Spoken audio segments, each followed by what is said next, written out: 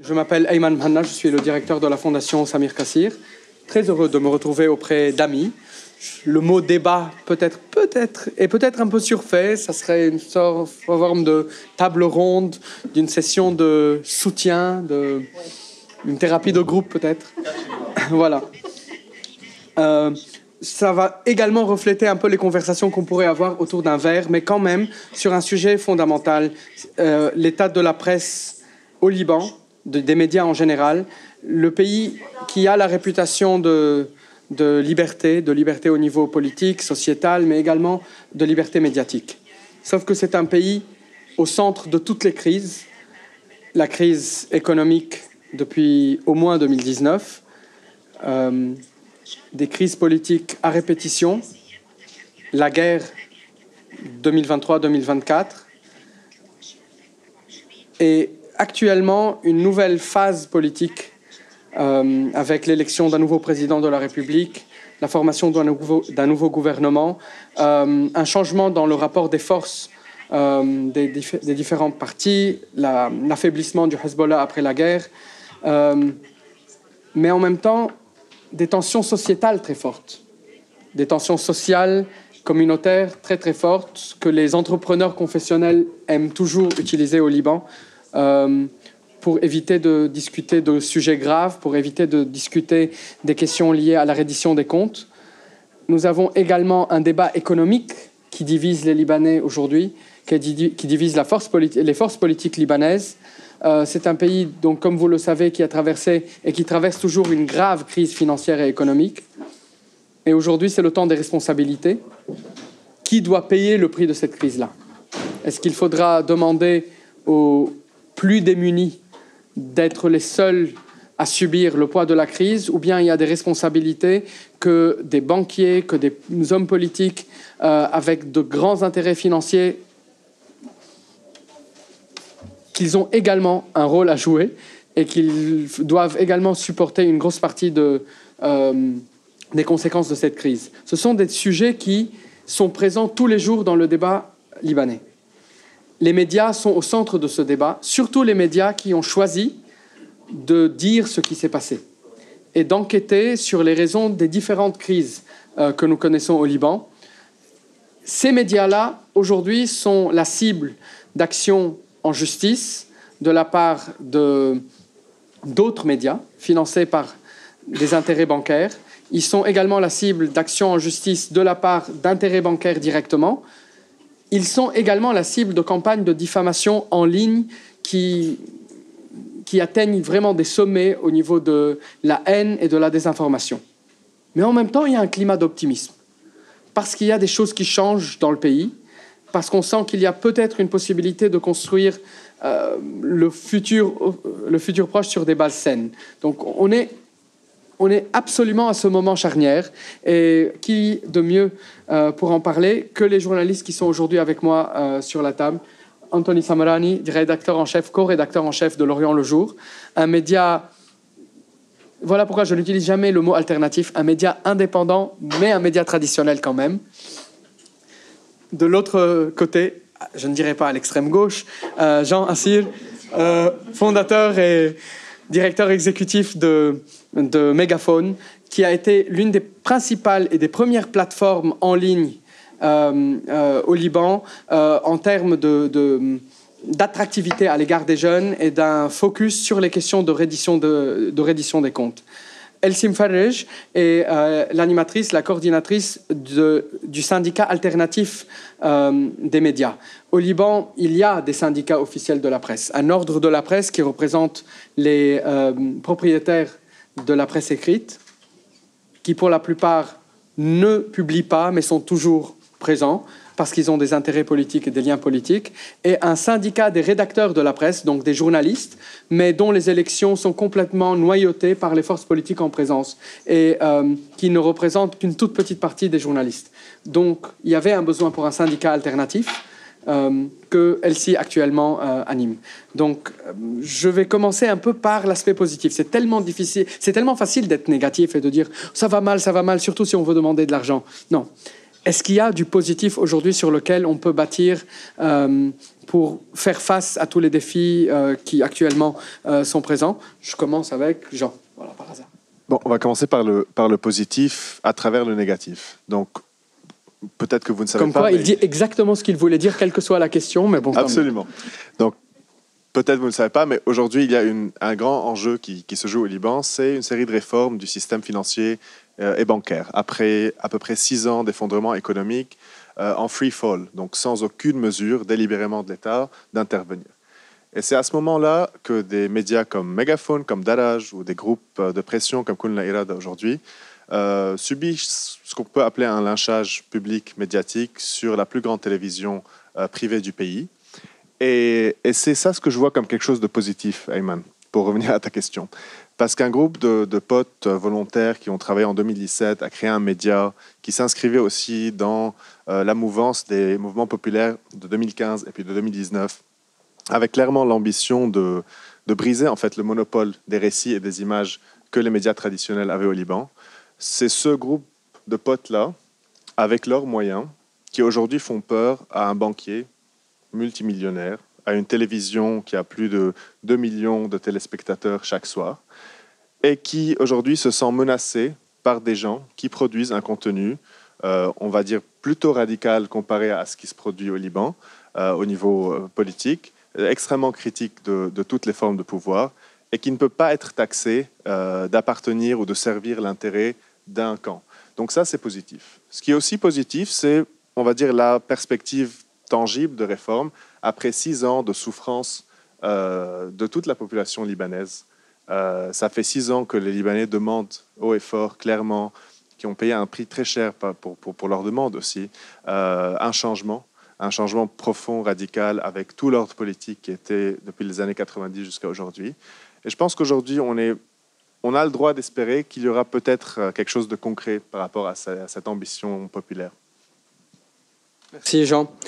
Anthony, de votre côté, au niveau de L'Orient le jour. Oui, également avec le micro. Est-ce qu'il y a du positif que vous ressentez, pas uniquement au niveau du cadre politique que Jean a résumé, mais aussi au niveau de l'attitude de vos lecteurs, des citoyens en général, par rapport aux médias? Bonjour déjà à tous et merci, je suis ravi de participer à ce panel. Rapidement, quelques sujets positifs auxquels je pense. Je crois qu'on a une milice au Liban qui était super puissante, qui menaçait des journalistes, qui a assassiné plusieurs journalistes et qui aujourd'hui a perdu de sa force. Alors dans un contexte extrêmement délicat avec les bombardements israéliens, une forme d'occupation israélienne, etc. Mais le simple fait de savoir que le Hezbollah est moins fort qu'avant, je pense que c'est une bonne nouvelle au-delà du Liban pour le journalisme au Liban. Il y a, Jean l'a rappelé, Ayman l'a rappelé aussi, derrière d'autres combats qu'il va falloir mener contre des groupes plus mafieux, des groupes qui ont d'autres types d'intérêts, d'autres types de méthodes, qui ne sont pas toujours moins dangereuses. Mais il est plus facile aujourd'hui, à mon avis. Avant, on devait affronter ce double bloc qui était la milice et la mafia. Aujourd'hui, la milice est tout de même très affaiblie et ça laisse plus de marge de manœuvre. La deuxième bonne nouvelle, c'est qu'il y a quand même des gens au pouvoir. Est-ce que ça va être temporaire? Est-ce que ça va être durable? Mais qui ont à l'esprit de défendre ces valeurs, qui ont à l'esprit de défendre... Aujourd'hui, on a un Premier ministre qu'on peut considérer comme un allié de ce point de vue-là, même si on peut être critique par ailleurs vis-à-vis de certaines de ses actions, mais on n'avait pas du tout cette situation il y a encore quelques mois. Troisième point, je dirais que par rapport à tout ce que le Liban a traversé ces dernières années, tu le disais en introduction, je trouve que le niveau... Le simple fait que Mégaphone continue d'exister, que Daraj continue d'exister, que L'Orient le jour fasse ce qu'il est en train de faire, que d'autres médias naissent, il y a encore quand même une vie intellectuelle et médiatique au Liban. Alors oui, il y a des mastodontes qui sont dans un pur populisme, mais ça on en a ailleurs. On a des Fox News au Liban, on a des médias qui, dans leur méthode, sont en train de détruire l'essence même du journalisme. Mais il y a des alternatives qui existent, et ça c'est tout de même très rassurant. Et nous, à notre niveau, Si vous voulez, nous, aujourd'hui, la plupart des feux, on va dire, sont plutôt verts. C'est-à-dire qu'on a une augmentation de notre audience, on a une augmentation de notre nombre d'abonnés, on a de plus en plus de retours, etc. C'est-à-dire, ça veut dire, d'après nous, qu'il y a une demande. Alors, elle vient parfois du Liban, elle vient parfois de l'extérieur du Liban, mais il y a une demande pour un journalisme de qualité, pour un journalisme qui met la barre très haut. Et ça, je pense que c'est quand même une très bonne nouvelle pour notre pays. Et de votre côté, Elsie, au niveau des journalistes individuels, qui sont ceux avec lesquels tu interagis au quotidien en tant que membre du syndicat alternatif, est-ce qu'il y a plutôt un sentiment d'évolution positive ou bien ils sont toujours un peu dans le marasme qui existait il y a quelques années? Bon, tout d'abord, pour commencer, dressons le tableau du contexte des 5 dernières années. On a commencé par l'effondrement de la lira libanaise, de la livre libanaise. Alors, les journalistes ont perdu leur pouvoir d'achat, ils ont perdu tout leur saving dans les banques. Même les institutions médiatiques ont fait des cut budgets, et ça a affilié bien sûr les journalistes. En plus, on a eu le Covid-19. En plus, en top de tout ça, on a eu le 4 août. En plus, 2020, l'explosion du port. Voilà, l'explosion du port et tout ça, pendant tous ces événements, les journalistes les vivent doublement. Une fois comme des victimes, et l'autre fois comme des journalistes qui doivent reporter tout ce qui se passe. Après tout ce qui est passé, on a commencé à rétrécir le sphère publique, le sphère de la liberté. Ça a commencé avec Jean Assir en 2023, en mai 2023. Et puis, on a eu la guerre. On a perdu nos amis, on a perdu nos collègues. Le premier était Sam Abdallah. On n'a pas fini de la guerre. Une campagne de diffamation a commencé par les banques, par les mafias bancaires contre les journalistes indépendants. À l'entour de tout ça, on a des journalistes qui ont décidé de s'entraider, de faire une force qui contrebalance ces forces de mafia et de milices et même contre l'agression israélienne. Je peux dire que si on a une note positive, c'est que ces journalistes, avec cet effort et ce travail collectif qu'il fait, peuvent donner de l'espoir qu'un jour, on pourra faire une vraie contrebalance contre les mafias, les milices au Liban. Et on a commencé à voir cela dans la sphère publique. Je peux dire que le dimanche passé, un de notre journalistes, un de notre collègue, a été arrêté par l'armée libanaise car il était en train de faire une investigation sur une zone qui est considérée protégée et que l'armée est en train de faire des travaux. Il a été arrêté et avant même que l'interrogatoire commence, il a été libéré et l'armée lui a demandé pardon parce qu'ils l'ont arrêté et c'était dû à la pression qu'on a fait comme journaliste et comme média indépendant. Voilà. Très bien. Dans ce cadre où il y a vraiment des développements intéressants, essayons de nous concentrer davantage sur cette campagne que nous considérons comme financées par, on dit, les banques. Je ne suis pas sûr que ce soit toutes les banques. Il y a certains intérêts bancaires particuliers qui ont beaucoup de choses à cacher, qui sont derrière ces campagnes. Mais est-ce que vous êtes tous convaincus que leur capacité de nuire et leur capacité d'influencer la justice et les services de sécurité est en réalité inférieure à celle qu'avaient la milice et les partis violents et à ce qu'on a connu dans la période passée? Donc, on part du postulat que oui, malgré la pression des banques, elles ne sont pas aussi puissantes, elles ne font pas aussi peur que le Hezbollah ou bien que l'ancien régime. Jean?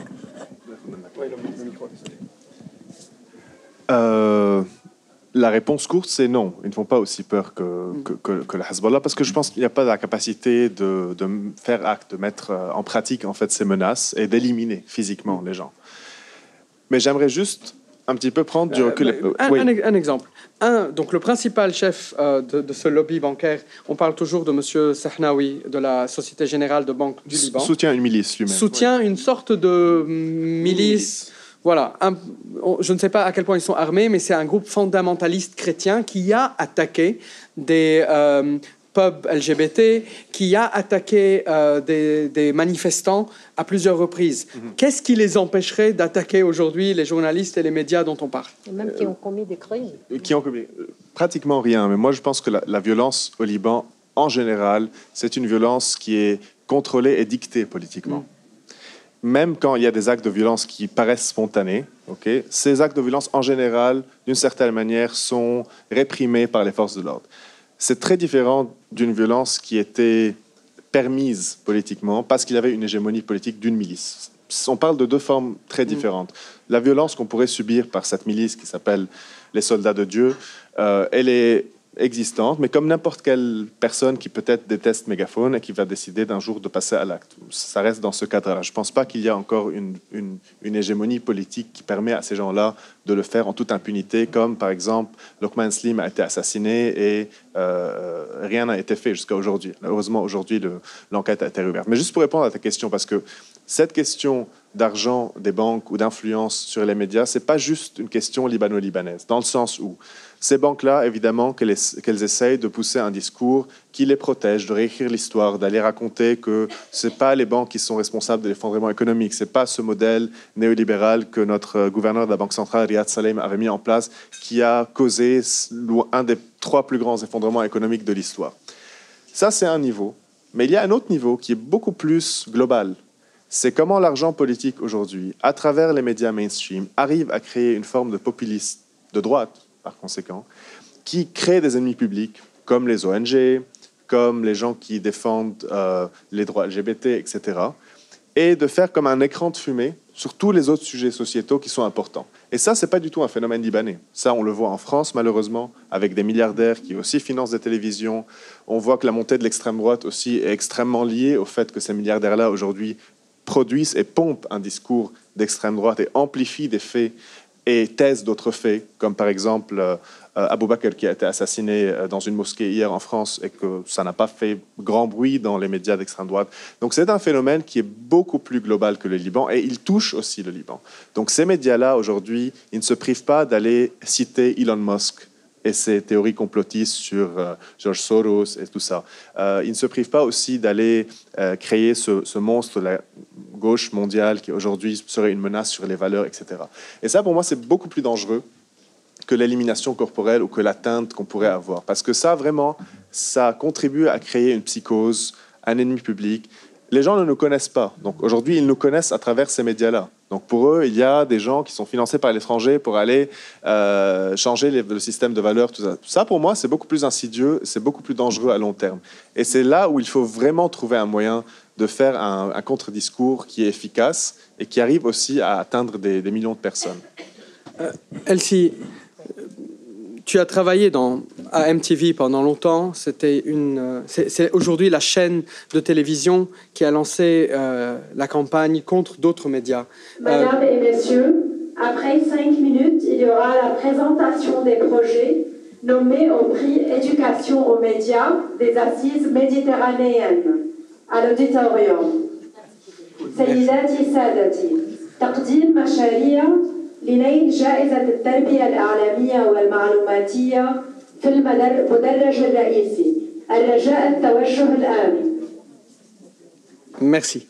Donc, Elsie a travaillé pour MTV. Elle a elle-même subi des pressions qui l'ont poussée à démissionner pour son rôle de défenseur dans la défense des droits des journalistes, sans donner de nom particulier. Et dans ton interaction avec tes anciens collègues, mais également les membres du syndicat alternatif, comment ressentent les journalistes au niveau individuel toutes ces campagnes qui ont lieu actuellement contre les médias et d'autres journalistes? Est-ce qu'il y a une solidarité entre les journalistes, ou bien les journalistes se taisent parce qu'ils doivent se taire et accepter la ligne éditoriale de leur employeur? J'ai travaillé dans une chaîne qui m'attaque maintenant sur le même talk show où j'ai travaillé pendant 10 ans. Je suis maintenant attaquée chaque semaine, chaque épisode, juste parce que j'ai refusé une offre. Ou bien vous démissionnez du syndicat que je représente, ou bien le syndicat va publier ou s'excuser de la MTV car on a annoncé que l'arrestation de 3 journalistes ou bien activistes qui ont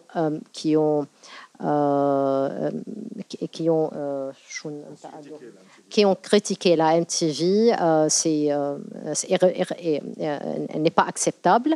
Alors, ils m'ont demandé, ou bien vous s'excusez de la MTV, ou bien vous démissionnez.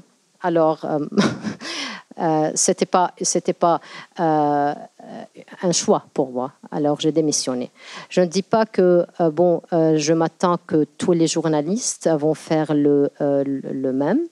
Je sais qu'il y a beaucoup de journalistes au sein de la MTV qui sont gênés de ce qui se passe, qui n'acceptent pas de faire des reportages ou bien d'attaquer d'autres journalistes ou bien tout simplement de faire des investigations, comme ils les nomment, qui sont basées sur des fausses nouvelles ou fausses informations.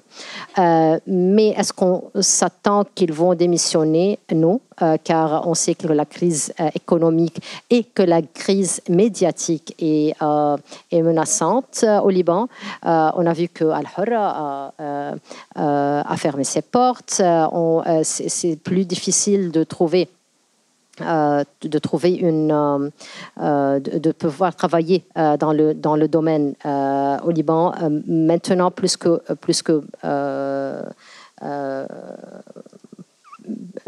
maintenant le plus, c'est-à-dire. En ce qui concerne les autres journalistes, je peux dire que il sait bien que leurs collègues sont sous la pression de ce qui se passe, mais encore il y a des pseudo-journalistes que on les voit pratiquement tout le temps sur les chaînes avec des antennes open air pour diffamer d'autres journalistes, pour diffamer les journalistes indépendants et les journalistes qui travaillent sur des enquêtes sur les banques et sur ce qui s'est passé pendant les 5 ans et bien plus que les 5 ans et ce qui a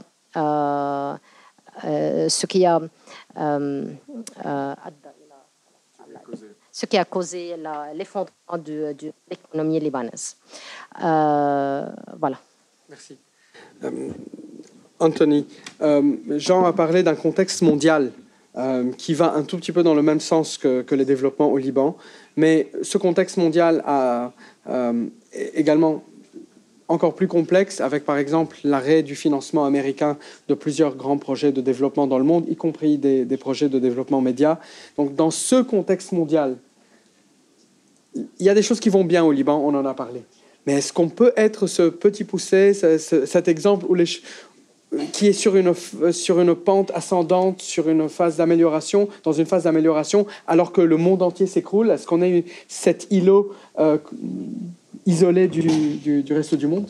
Est-ce que le Liban, qui a longtemps été considéré comme le miroir du monde, peut aller bien quand le monde va si mal? On a envie. D'où l'intérêt d'avoir un journaliste qui sait poser les questions de manière aussi simple, aussi directe. Voilà. Non, au contraire.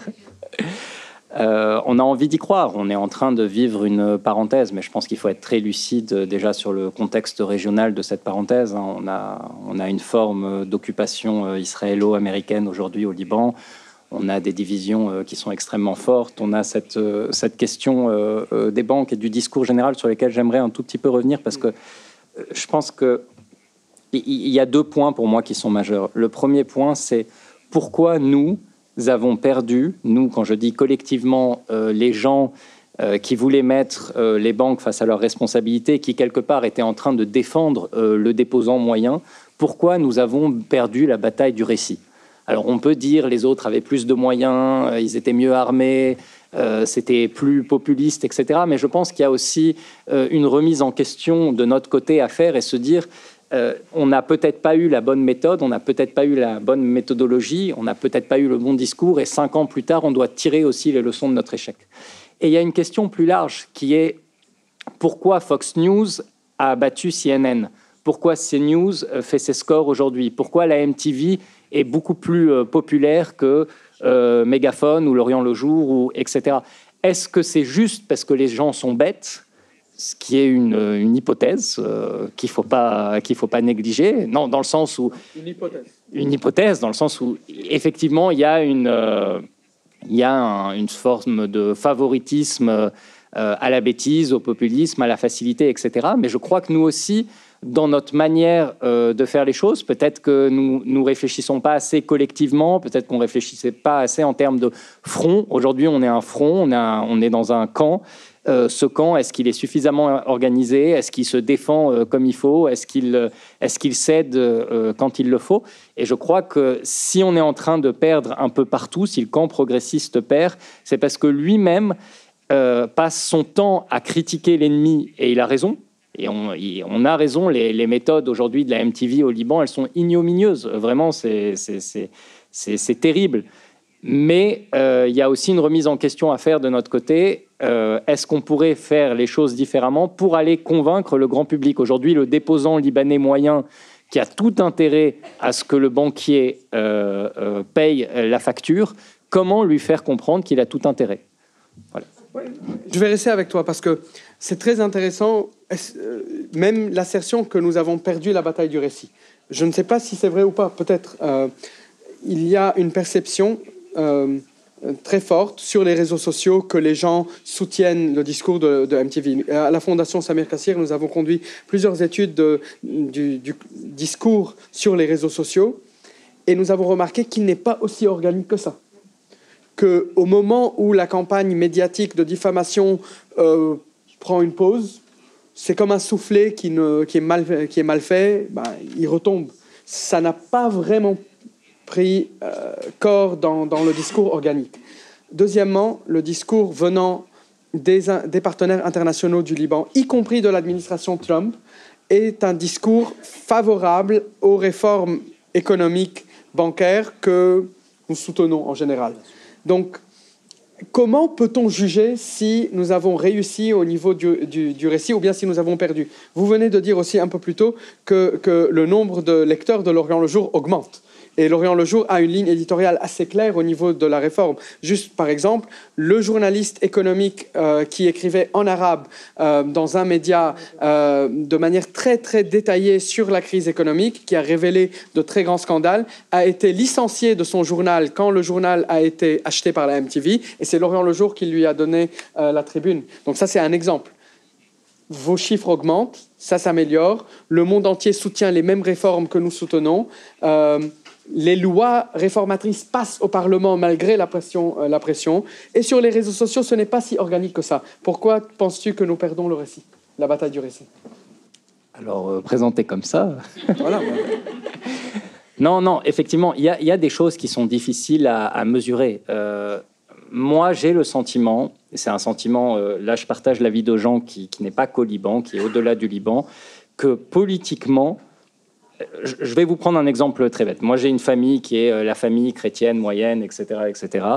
Je vais le dimanche à table, on me dit ces gens-là, c'est Soros, ils veulent changer le pays, etc. Donc, il y a quand même quelque chose qui a été intégré dans les esprits, dans les têtes. C'est pas des gens qui sont sur les réseaux sociaux. Donc, effectivement, qu'on ne le voit pas dans une enquête sur Twitter, etc., je le comprends tout à fait. Mais politiquement, aujourd'hui, je suis pas du tout convaincu que la majorité des gens qui sont concernés, parce que la plupart, c'est des déposants moyens ou des gros déposants, que la majorité soit aujourd'hui de notre côté, bien au contraire. Jean et Elsie, est-ce que nous, au sein même de notre audience, c'est vraiment intéressant, même au sein de notre rédaction et au sein de notre audience encore plus. C'est-à-dire que autant sur la question du Hezbollah, il y a eu ces dernières années une forme d'unanimité qui n'existait pas il y a 10 ans. Moi, je me souviens... Quand le Hezbollah est allé en Syrie en 2013, il y a une grande partie, y compris de notre lectorat, qui disait ils vont en Syrie pour nous défendre. Très bien, il y avait une sorte de pro-hezbollahisme assez patent.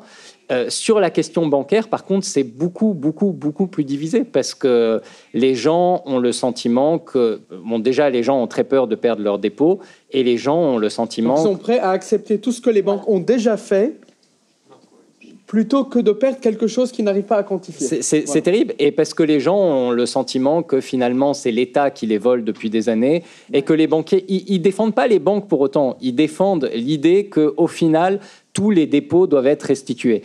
Et si on est très honnête, et c'est aussi pour ça qu'on a perdu la bataille du récit il y a 5 ans, c'est parce qu'il y a 5 ans on leur a dit tous les dépôts ne seront pas restitués.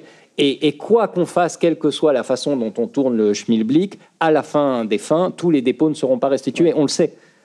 Et c'est très dur de vendre ça. Jean et Elsie, est-ce que nous avons définitivement perdu la bataille ou pas médiatique, le récit?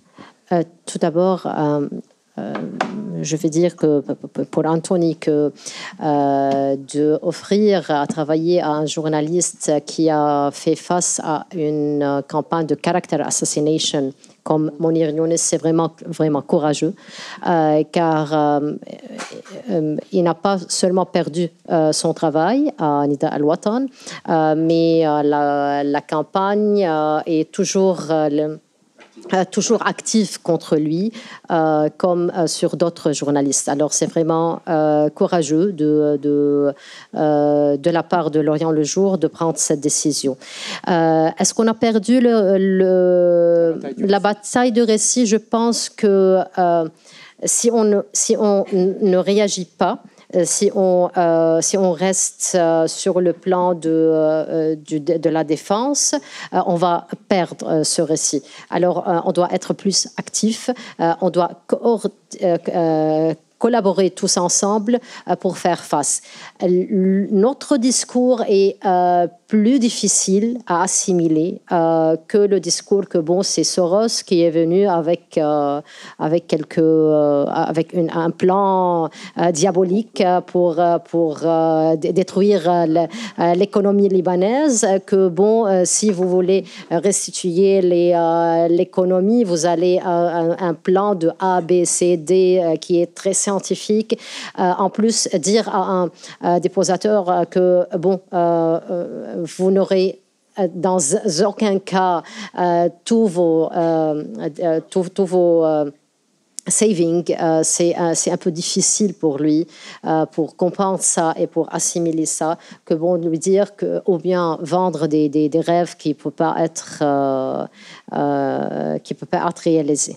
So, voilà, on doit être plus actif pour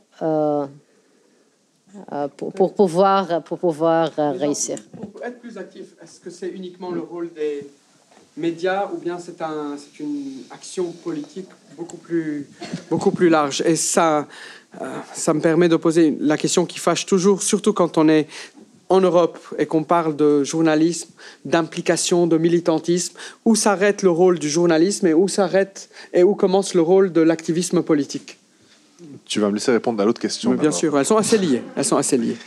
Ok, moi je pense que le seul fait aujourd'hui que le discours des banques soit audible, après tout ce qui s'est passé, c'est une défaite. Je ne suis pas d'accord pour dire aujourd'hui que les banques ont complètement fait du whitewashing. Aujourd'hui, voilà, elles ont une belle image. Les gens n'oublient pas qu'ils ont passé des heures pour retirer $100 par semaine. Donc les gens sont encore traumatisés et marqués par cette violence économique qu'ils ont subie. Donc ça, je pense que ça restera à vie. C'est très compliqué pour des gens d'oublier cette violence et d'oublier l'humiliation qu'on a tous vécue au guichet d'une banque. Des gens en pleurs allaient demander de l'argent parce qu'ils n'avaient pas de quoi payer l'hôpital ou des malades du cancer qui ont dû arrêter leur traitement parce que leur banque ne leur donnait pas leur argent. Ça, c'est un traumatisme profond et moi, je crois vraiment qu'il y a une colère qui va toujours rester. Mais ce qui est choquant, c'est que ce soit audible aujourd'hui. Il y a deux explications. Une explication qui est psychologique, qui est de dire que c'est beaucoup plus simple quand il y a un désespoir et un sentiment d'être complètement démuni de moyens, de croire au complot plutôt que d'admettre la défaite, d'admettre qu'on a été fait comme des rats par des gens qui sont sans scrupules, qui ont volé leur propre peuple. C'est beaucoup plus simple. Et c'est pour ça que ça marche beaucoup mieux d'aller raconter n'importe quoi aux gens. Mais il y a un autre élément qui, du coup, me ramène à ta question, qui est l'élément matériel. Tu m'as déjà taxé d'être à gauche, donc je vais prendre ces lunettes et parler de cette façon. Il y a des questions de moyens. Il y a une asymétrie structurelle entre ceux qui produisent ce discours à une échelle gigantesque et ceux qui militent pour un contre-discours. On ne sera jamais un mainstream media. On sera toujours un contre-pouvoir. Et dans ce sens-là, c'est très compliqué aussi de dire, même si je suis d'accord avec ce qu'Anthony dit, on peut toujours faire mieux, on peut toujours être plus habile, plus tactique dans la façon de produire notre contre-discours. Mais c'est très difficile pour dire à un média aujourd'hui qu'on peut gagner une bataille quand il n'y a pas d'acteur politique qui est assez solide pour la traduire politiquement. On peut dire plein de choses qui sont utopiques. Un président de la République et un Premier ministre, c'est pas du solide. Déjà, okay. Je ne suis pas sûr que le président soit complètement on board sur tout le volet économique, même s'il y a des choses qui sont encourageantes. On va dire un Premier ministre. Mais un Premier ministre, c'est un invité dans l'establishment. Oui. C'est un Premier ministre sans parti politique, sans bloc parlementaire, sans argent.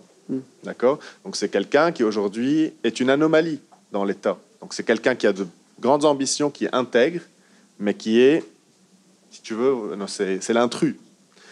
À part le Premier ministre, le fait aujourd'hui qu'il n'y ait pas de force politique qui soit capable de proposer une alternative concrète et qu'il n'y ait pas d'imaginaire de ce qui serait possible autre que la solution des banques, ça contribue aussi à ce sentiment d'essoufflement, à ce sentiment de laisser aller. Donc oui, on a toujours à faire mieux en tant que média, mais quand il n'y a pas d'infrastructure politique qui est capable de porter ce contre-projet, c'est compliqué. Et c'est pour ça qu'aujourd'hui, comme il y a un vide, les banques, etc., leurs médias occupent ce vide. Les autres télévisions, je pense à la LBCI, à la Al Jadid, parce qu'on parle toujours de l'état des médias au Liban, on pense toujours aux médias indépendants, aux médias alternatifs. Non, mais c'est également un pays où les médias traditionnels sont très importants. Est-ce que c'est par manque de moyens qu'ils ne font pas face de manière beaucoup plus forte? Pourquoi ne pas faire des segments explicatifs, de comparer par exemple différents plans de résolution économique, comment ça va affecter chaque personne sans prendre une position politique très forte, donc un travail de rédaction plus fort? Ou bien ils pensent que laissons passer la vague, on verra comment les choses vont se stabiliser dans quelques mois, dans quelques années, et on verra d'ici là. Qu'est-ce qui explique, à votre avis à tous les trois, pourquoi les autres médias traditionnels, à part L'Orient le Jour, ne s'impliquent pas dans la bataille? Je vais faire très court et donner après la parole. Je pense que tu le sais mieux que tous qu'à chaque élection parlementaire, une grande partie du business model de ces médias-là est en marche, tu vois. Donc leur chiffre d'affaires, il grossit chaque 4 ans.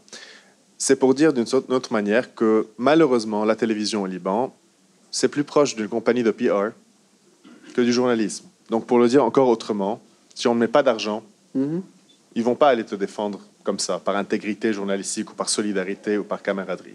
Et c'est le cas des télés. Ça a toujours été le cas des télés. C'est Leur fonds de commerce, c'est on achète de Donc, l'audience. est-ce qu'il faut mettre de l'argent pour que les autres télés fassent leur travail, ou bien on se dit non, on ne veut pas jouer ce jeu et on ne met pas de l'argent et les télés ne jouent pas ce jeu? En effet, que même si vous mettez de l'argent, ils vont mettre plus. Et c'est ce qui s'est passé avec Colonna Irada. Colonna Irada, c'est une organisation libanaise qui travaille plutôt comme un lobby politique, qui a été la première été attaquée de la MTV, poussée par Antoun Sahnaoui. Bon, ils ont demandé de la LBC et du Jadid ou bien New TV de couvrir leur conférence de presse. La New TV était présente, mais la LBC s'est excusée parce qu'Antoun Sahnaoui a offert 10 fois plus. Et quand je dis 10 fois plus, je veux donner quelques figures. Par exemple, un des websites qui ne vaut vraiment que peut-être 10 000, 20 000 dollars, a été acheté à 120 000 dollars par Sahnaoui. Une autre petite compagnie qui offre un service de WhatsApp, de distribuer des messages sur WhatsApp. Si vous avez, par exemple, une information que vous avez diffusée, vous pouvez leur demander de la diffuser. Ils prennent à peu près 50 dollars par un service ou bien 500 dollars par mois. Ils ont offert 12 000 dollars par mois pour ne pas diffuser les articles de Colonna Irada. Alors, on n'a pas les moyens et on n'aura jamais les moyens de faire cette bataille. C'est à les télévisions, les grandes télévisions vont vraiment prendre une décision. Et je pense que la LBC a pris cette décision. Si vous travailler sur un plan stratégique et non pas sur combien je vais prendre de cette campagne, vous saurez bien où se placer. Et je pense que les télévisions, autres que la MTV, ont commencé à penser de cette manière. Mais dans tous les cas, on aura un spot sur ces télévisions par semaine, ou bien 2 spots par semaine. La MTV, qui est bien suivie par une grande partie des Libanais, elle fait un spot tous les jours, ou bien plusieurs fois par jour. Voilà. Anthony. Pourquoi les télés ne s'investissent pas ? Je pense déjà qu'il ne faut pas sous-estimer la question de l'incompétence. C'est-à-dire que la question économique libanaise... J'ai appelé la paresse médiatique lors d'une émission. Elle est extrêmement difficile à comprendre, elle n'est pas du tout simple, et la plupart des journalistes n'y comprennent rien. Et vraiment, ça leur passe au-dessus de la tête, et ils sont persuadés que l'enjeu finalement est politique, puisque tout est politique au Liban. Donc ils ont beaucoup de mal à avoir d'autres perspectives. Deuxièmement, effectivement, bien sûr, il y a des pressions politiques, il y a une volonté peut-être de ménager certains partis ou certaines personnes. Et il y a aussi l'audience, c'est-à-dire qu'Albert Costagnan sur la LBC évoque ces sujets de façon, si ce n'est pas hebdomadaire, en tout cas très souvent. Il n'a pas du tout la même audience que Marcel Ran. Et pourtant, il est très bon. Et pourquoi il n'a pas la même audience ? Parce que son studio ressemble à ton, oui, mais au cabinet de ton psy. Bien sûr qu'il y a une question financière qui est évidente. J'aimerais juste prendre un contre-exemple sur l'aspect financier. C'est que ici, Beyrouth a été créé, et encore une fois par Antoun Sahnaoui, pour sinon tuer, au moins concurrencer L'Orient le Jour. Ça n'a pas du tout fonctionné. Au contraire, depuis qu'il a été créé, notre audience ne cesse de s'élargir. Pourquoi ? Parce qu'on mise sur la qualité, on mise sur un produit qui est totalement différent et on fait confiance quelque part à notre public. Et je pense qu'il y a d'une part ça, il y a vraiment l'idée de se dire que si on met un standing très haut, si on propose vraiment un contenu de qualité, les gens viendront. et les gens, et on pourra créer quelque chose de solide. Il y a par ailleurs, et tu parlais tout à l'heure de la question des financements, du fait que les États-Unis donnent de moins en moins de financements, etc., etc. Là aussi, il y a certainement un modèle à réinventer. Et pour gagner cette bataille, il y a un modèle à réinventer, peut-être pas à l'échelle de chaque média, peut-être à une échelle plus large. C'est-à-dire qu'un modèle qui est uniquement fondé sur l'abonnement est difficile à faire fonctionner aujourd'hui. Un modèle qui est uniquement fondé sur des grants ou d'autres choses devient totalement dysfonctionnel ou très difficile à faire vivre désormais. Donc il y a quelque chose peut-être... on doit, nous, se creuser la tête, je crois, jour et nuit, pour savoir, comment proposer un contenu qui arrive à convaincre cette audience, quel que soit ce que les autres vont proposer autour, et deux, comment arriver à construire un modèle durable et pérenne et qui repose sur des choses qui sont peut-être indépendantes des évolutions géopolitiques mondiales. Merci Anthony. Surtout la dernière partie de ta réponse, parce que c'était la dernière question que je voulais poser à vous tous. Donc, il y a une ouverture politique beaucoup plus grande aujourd'hui, donc c'est du positif. Il y a un dynamisme au niveau sociétal, au niveau également des journalistes, c'est positif, mais il y a toutes ces tendances négatives dont on a parlé. Comment réinventer le modèle des médias au Liban dans ce contexte qui est très différent de tous les pays qui nous entourent et même différent d'autres pays en développement, étant donné le fait qu'il y a tellement de choses positives qui ont lieu en même temps. Comment assurer donc cette pérennité? Il nous a invités à repenser le système, à réfléchir. Est-ce que vous avez des ingrédients au moins à proposer pour cette nouvelle réflexion?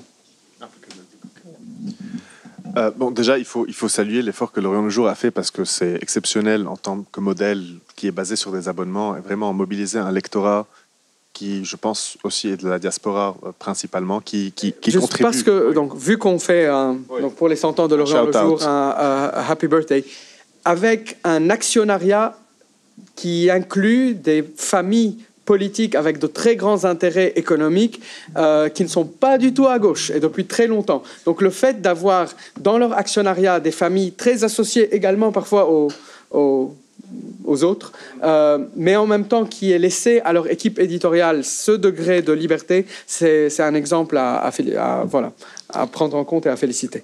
Donc il y a ce modèle-là, et qui est, si je ne me trompe pas, c'est 60% à peu près, ou 70% même du budget qui vient de l'abonnement. Ça, je ne veux pas dire de bêtises, mais aujourd'hui, on a 80% de notre audience qui se trouve en dehors du Liban. Oui. Et ça, c'est quand même une donnée extrêmement intéressante. Donc pour les autres médias, notamment par exemple nous, on touche un public très jeune, les 18 à 30 ans à peu près.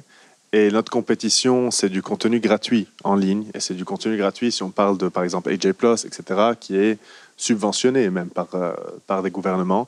C'est très compliqué déjà de mettre un paywall. C'est aussi très compliqué de demander des contributions mensuelles. Parce que même si on les a, parce qu'on a quelques contributions mensuelles de quelques centaines de personnes, ça n'arrive même pas à 5-10% de notre budget. En même temps, les grants, on sait très bien que c'est un monde qui se termine. C'est triste de le dire, mais c'est comme ça. C'est un paradigm shift. On est en train de vivre maintenant la fin de ce système de subvention, d'aide aux médias. Je pense qu'il doit y avoir un passage de témoin. Et c'est là où la diaspora doit jouer un rôle beaucoup plus structurel et beaucoup plus politique.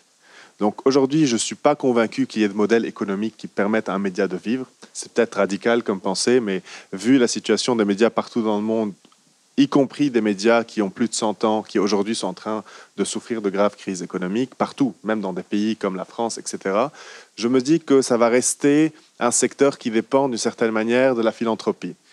Et pour moi, aujourd'hui, je suis beaucoup plus confortable, en fait, de faire appel à une philanthropie locale qui a investi dans un projet politique, qui ne finance pas nécessairement un média, mais peut-être un écosystème médiatique, plutôt que d'essayer avec tous les moyens possibles de faire un business model. Parce qu'on a un business model.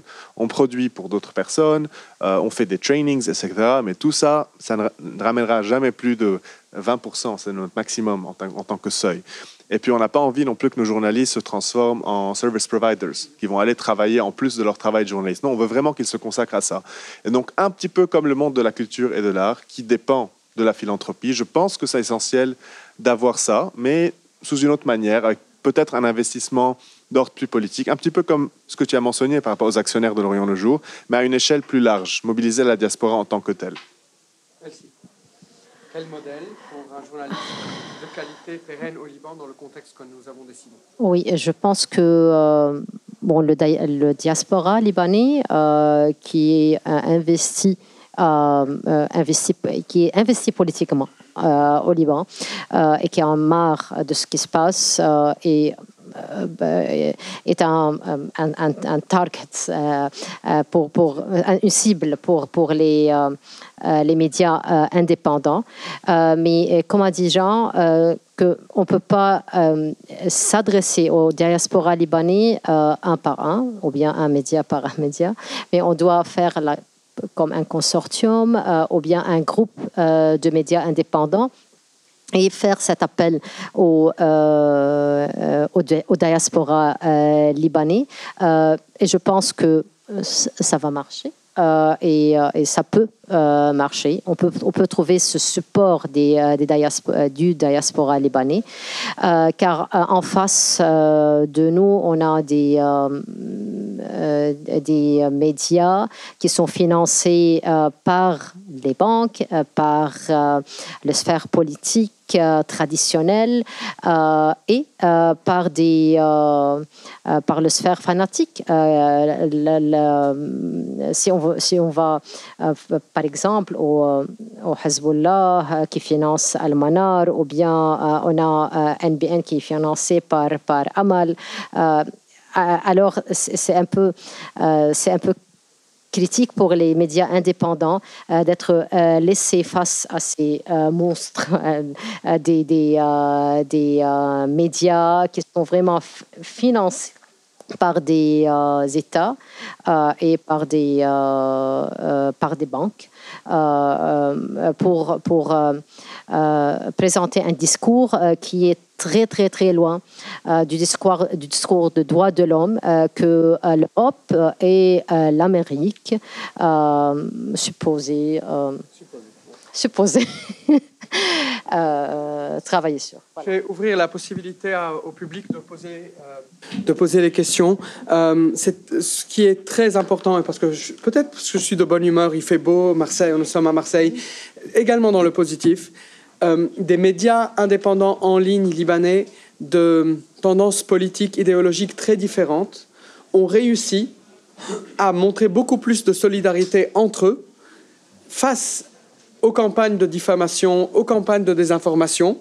Et c'est quelque chose qui est très positif. Ce que nous aurions aimé voir de la part de tout le corps médiatique est en train de prendre forme, mais malheureusement surtout au sein de la communauté des médias indépendants en ligne. Je reconnais ici devant moi Daraj, Naqd et plusieurs autres médias que je vous invite tous à découvrir. Même si Naqd et Mégaphone s'adressent parfois, défendent des opinions différentes sur des sujets économiques ou politiques, la solidarité qu'il y a eu à l'égard du refus de cette campagne de diffamation et de l'utilisation de l'argent des déposants par les banquiers pour attaquer d'autres journalistes, c'était une position qui honore tout le secteur et je tiens également à leur rendre hommage. Des questions? Merci. Mon nom est Khaled Suleiman, je suis un journaliste environnemental irakien. Alors, on connaît toutes et tous Liban et le journalisme au Liban. Historiquement, c'était un portail pas pour le Liban, pour presque tous les pays arabes, surtout pays entourés, comme la Syrie, l'Irak, les autres pays. Et maintenant, je constatais que le nouveau média au Liban a presque perdu ce rôle. Est-ce qu'il y a la possibilité de reprendre ce rôle? Je sais. Par exemple, moi, je sais le plateforme Daraj, il publie encore des articles, des histoires de tous les pays arabes, mais pas. Il y a d'autres aussi plateformes au Liban. Est-ce qu'il y a la possibilité de reprendre ce rôle? Quelqu'un aimerait répondre à la... Oui, Anthony. Moi, c'est une question qui m'intéresse particulièrement et je suis vraiment convaincu que c'est le rôle du Liban et qu'aucun autre pays dans la région peut jouer ce rôle. Il y a des choses très intéressantes qui se font actuellement dans le Golfe avec des médias qui produisent vraiment parfois du très bon contenu, des bonnes enquêtes, etc. etc. Mais je pense à Al Majalla, par exemple, qui est un média saoudien qui produit vraiment des bonnes choses, mais qui est lié directement au gouvernement. Donc le jour où ça touchera à des intérêts du gouvernement, il ne pourra plus le faire. Donc je crois que le Liban est le seul pays dans la région qui peut offrir cet espace de liberté. Aujourd'hui, le rôle qu'a joué le Nahar pendant des décennies, donc qui était le grand quotidien de la région, aucun média arabe, en tout cas aucun journal de presse écrite arabe n'arrive à remplir ce rôle. Nous, à L'Orient le Jour, on aimerait, on a la volonté, l'ambition un jour de pouvoir jouer ce rôle. Ça passera très probablement par une évolution en termes de langue, car le français ne nous permettra pas d'aller conquérir, entre guillemets, tout l'espace arabe. Il y a également Racif 22, As-Safir Al-Arabi, qui continuent à faire ce travail. Chaque année, lors du prix Samir Kassir, même quand il n'y a pas de finaliste libanais, il y a une très grande partie des candidats et des lauréats qui arrivent en finale de tous les pays de la région, qui publient dans des plateformes libanaises. Il y a même New Lines Magazine qui publie depuis les États-Unis, mais qui est également dirigé par une équipe de Libanais. Bonjour, merci pour vos interventions. Je voulais surtout en fait vous remercier d'avoir rappelé que y a un contexte mondial en fait qui agit et qui agit partout, y compris dans des pays comme très très différents comme la France et le Liban par exemple. Et j'ai été frappée d'ailleurs, Madame, de la similitude de ce que vous disiez avec ce qui a pu se passer il y a pas très longtemps en France. Je pense notamment à lorsque Guillaume Meurice s'est fait virer de France Inter parce qu'il a fait une blague sur Netanyahou. Beaucoup de journalistes ont témoigné anonymement, qui ont témoigné leur soutien en disant que eux ne pouvaient absolument pas se permettre en fait de quitter la rédaction, même si c'était leur souhait. On a eu aussi une grève des journalistes au JDD. Donc voilà, juste. Merci d'avoir rappelé que il y a ce contexte néolibéral qui finalement a les mêmes conséquences un peu partout en fait. Et puis Monsieur Anthony Samrani, vous disiez tout à l'heure, vous posiez la question de pourquoi il y a des médias qui ont perdu la bataille du récit, pourquoi est-ce que CNews fait plus d'audience que d'autres ou Fox News. Je ne sais pas si les gens sont bête, mais j'ai aussi tendance à croire qu'ils le deviennent de plus en plus. Mais vous posiez la question, est-ce que les médias ont peut-être eu une mauvaise méthode ou est-ce qu'il y a des choses qui ont été faites, qui auraient dû être faites différemment? Alors, c'est un avis très modeste, ça vaut ce que ça vaut, mais je crois pas. Je crois que vraiment, il y a la sphère médiatique et si elle a été, je pense, l'une des dernières à tomber vraiment pleinement dans la société de consommation, aujourd'hui, elle y est, en fait. Et aujourd'hui, une information, vraiment, ça se consomme. Moi, je connais des gens qui jamais rateraient la lecture de leur journal le matin, mais qui, à mon avis, ne se sont jamais demandé pourquoi ils lisent ce journal-là et pas un autre. Et cette consommation de l'information, elle se fait aussi dans un monde où notre mode de vie il est complètement chronométré, en fait. Nos repas sont chronométrés, notre sommeil, notre temps de travail, tout est chronométré. Et je pense que la bonne information, elle demande une certaine prise de temps. Et ce temps-là, en fait, on l'a pas ou on le prend pas, je sais pas. Mais dans ce contexte-là, comme disait Monsieur Kassir, Jean Kassir, c'est très facile.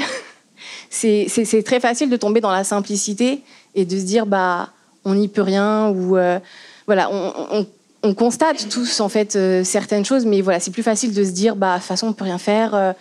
Les autres solutions sont pas les bonnes. Et moi, je me demande s'il doit y avoir un changement peut-être dans la sphère journalistique, à laquelle je n'appartiens pas du tout, je le précise, donc je prétends pas avoir de solution. Mais je me demande s'il faudrait pas un journalisme peut-être, comme disait Madame, plus actif, qui, si je caricature, qui serait peut-être moins informatif, mais peut-être plus force de proposition. Alors, je ne sais pas si c'est ça qu'on appelle le journalisme de solution ou pas, mais quelque chose qui serait plus force de proposition. C'est tout. Commentaire ou Jean? Sur le dernier point, je pense qu'en 2019, durant la Révolution, plusieurs de nos médias ont joué ce rôle, en fait, d'élargir l'imaginaire politique. Et c'est quelque chose auquel on a tous cédé, parce que la réalité, elle nous ramène sur l'actuel, sur l'instant présent. Et je pense qu'il y a un réel rôle, en fait, d'élargir ce qui est possible. Il y a le champ du possible politique, et c'est quelque chose auquel les médias peuvent contribuer. Il y a plein de phases dans le pays où les médias ont été des précurseurs, avant même qu'il y ait des possibilités de débouchés politiques. L'opposition au régime syrien, donner la plateforme, par exemple, aux opposants syriens dans les médias libanais, c'était impensable. Il n'y avait pas de traduction politique pour ça, mais les médias jouaient ce rôle, avant même qu'il y ait des politiciens ou des groupes qui se permettaient de le faire. Donc moi, je crois vraiment à cette proposition qui est qu'il y a un rôle, d'une manière d'élargir le répertoire d'action, l'imaginaire politique, ce qu'on peut penser, ce dont on peut rêver. Il y a ce rôle-là qui est indispensable, au-delà juste de couvrir l'information, de la décrypter et de l'analyser. Ne pas rester otage, en fait, de ce qui est possible actuellement et d'aller penser un peu plus loin. D'autres questions? Oui.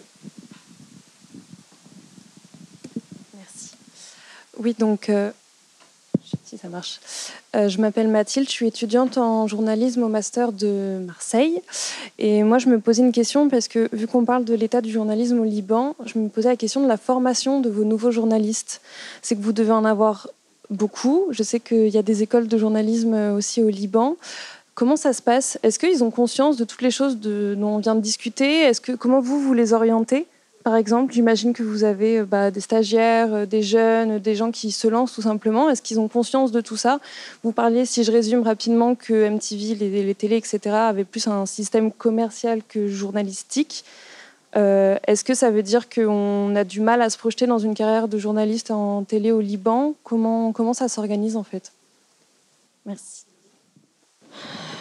Bon.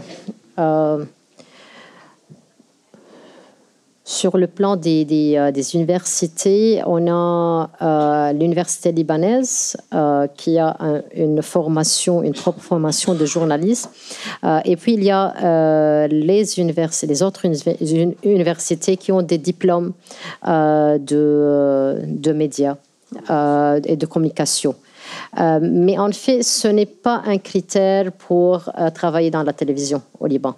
Malheureusement, les critères sont plus sur si vous avez une bonne mine esthétique plus que si vous êtes vraiment une bonne journaliste ou un bon journaliste.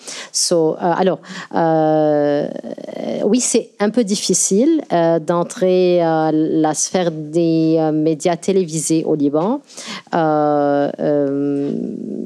mais c'est pas difficile, ou bien c'est pas. Par exemple, moi, j'ai fait la science politique et j'ai fait un diplôme de journalisme.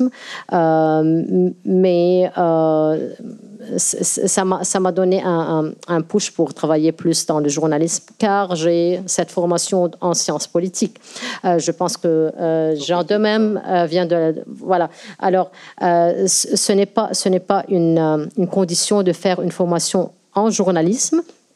Et on n'a pas des écoles de journalisme au Liban. On a une université de 4 ans de formation, ou bien des diplômes de 1 an, ou bien de 2 mois. Voilà.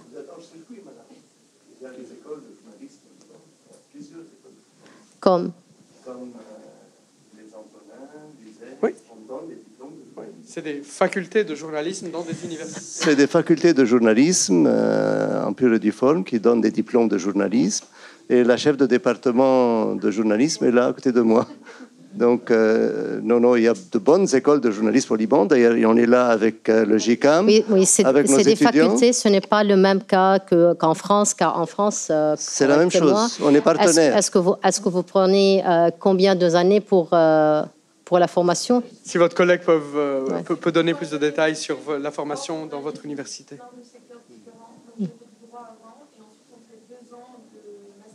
Voilà. On a des licences. Vous êtes de l'université? Je suis de l'université Antonine. Je m'appelle Myrna Bassil. On est là, en fait, je suis là avec mon collègue de l'université Antonine, avec 15 de nos étudiants. On est partenaire avec le GICAM et on est arrivé pour faire un masterclass avec les étudiantes de master journalisme de Marseille. Je pense que Mathilde faisait partie du groupe. Et donc, on délivre une licence en journalisme, en fait. Radio-télé, ça dépend. Des fois, le master, c'est plutôt infocom. Mais non, c'est des journalistes, en fait. Et nos professeurs sont tous des gens qui sont des experts, qui viennent partager leurs expériences au quotidien avec nos étudiants. Mais c'est une excellente opportunité pour moi de proposer à madame et à monsieur, mais également à d'autres universités, d'aller plus loin dans certains sujets spécifiques liés au journalisme d'aujourd'hui. Nous avons eu une très belle collaboration avec l'université Antonine, mais c'est surtout la Lebanese American University qui l'a adopté. Nous avons pour la première fois développé un curriculum entier pour un semestre d'enseignement entier sur la sécurité des journalistes, la sécurité sur le terrain et leur sécurité numérique. La LAU l'a adopté comme un programme comme un cours en bonne et due forme, et je sais que nous coopérons également avec l'université Antonine. Mais ça peut aller plus loin. On a fait, par exemple, mademoiselle tout à l'heure demandait à parler du journalism, solutions journalism. On donne des cours de solutions journalism, on donne des workshops de sécurité, alors que même les médias au Liban, dont les reporters vont sur les fronts, ne le font pas. Donc on fait bien les choses. Enfin, je crois, j'espère, on va continuer à nous améliorer. Absolument. Voilà pourquoi il faut aller plus loin au niveau de la sécurité. Il faut aller plus loin au niveau du management de médias. Et ça, c'est un nouveau domaine sur lequel nous pouvons tous travailler ensemble. Exactement. Et sur certains éléments du journalisme, par exemple, hier au Liban, il y avait un très grand colloque sur juges et médias pour aider les juges à mieux communiquer, avoir de vrais porte-parole au niveau des procureurs, etc.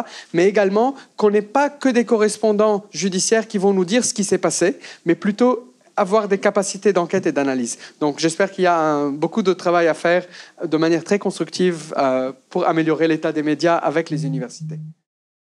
Bonjour, je suis journaliste à France Télévisions. Je voulais d'abord vous remercier pour le panorama sur le pays, parce que je ne suis pas tout à fait au courant, j'ai appris beaucoup de choses, merci beaucoup. Pour le panorama des médias, que j'ai trouvé vraiment passionnant, merci à tous les trois.